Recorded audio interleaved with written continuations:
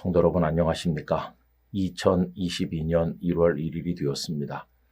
하나님께서 우리에게 새로운 시간의 장을 열어주셨습니다.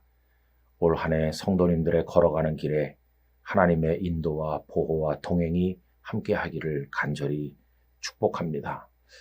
이제 오늘부터 영락 오이코스를 시작을 하는데 한 주간에 한 가지 주제씩을 선정해서 일주일에 6번은 제가 영상을 찍고 그리고 한 번은 가정예배 자료를 부목사님들께서 올려드리게 될 것입니다. 영락 오이코스 첫 번째 주간의 주제는 시작이라고 하는 것입니다. 이제 시작이라는 주제로 며칠 동안 말씀을 묵상하게 되겠습니다.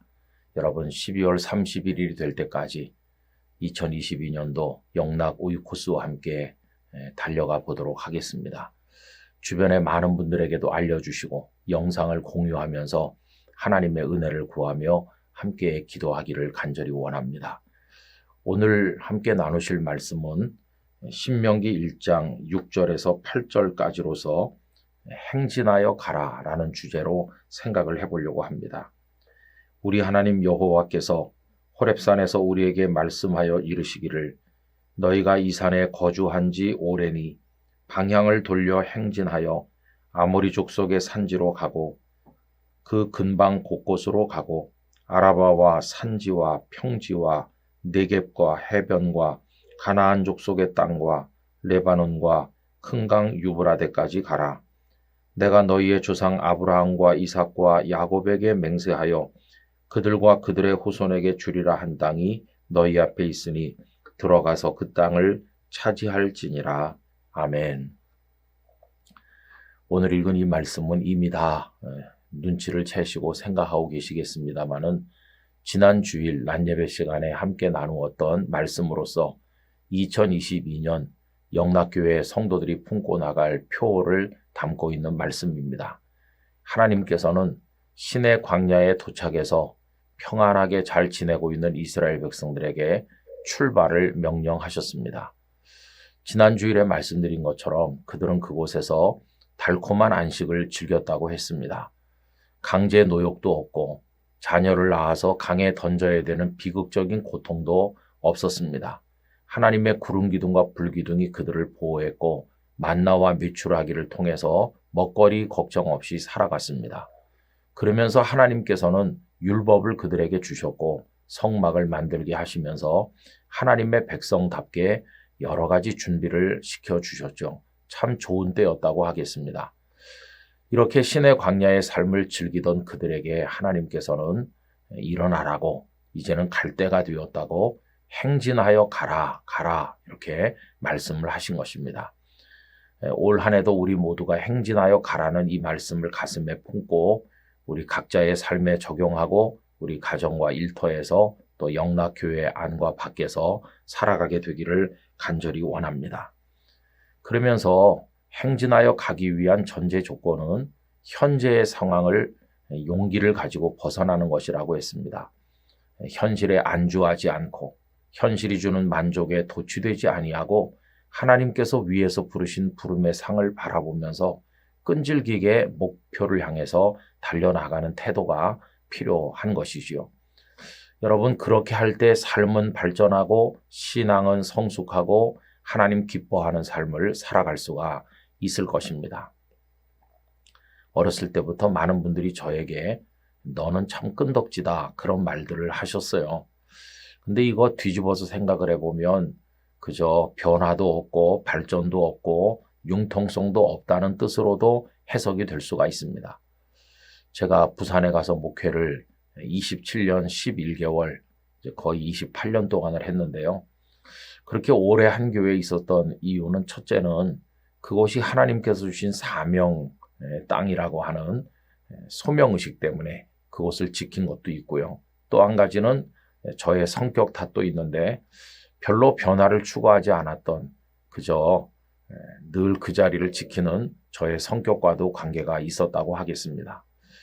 그런데 저의 의지와 상관없이 제가 영락교회 목사로 살아가게 되었는데 정말 목회 상황 속에서는 급격한 변화라고 말할 수 있겠습니다.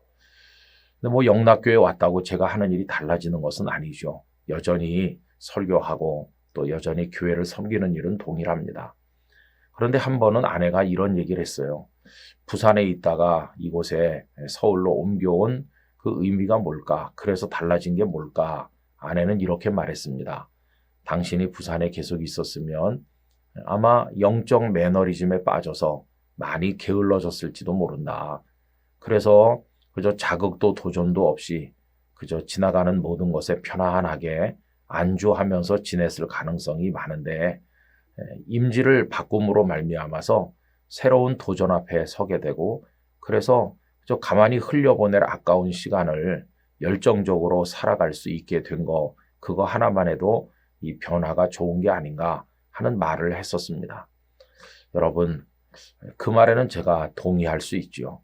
한 군데 오래 있으면 매너리즘에 빠지겠죠. 게을러지겠죠.